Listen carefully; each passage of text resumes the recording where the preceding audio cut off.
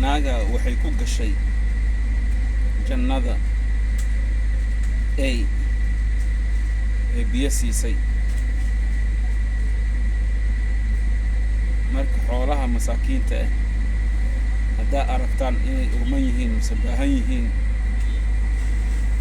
oo aad haysataan biyo ama wax kale hal la siiyo waxaa laga yaabaa aakhiro in ay u noqoto sabab lagu galo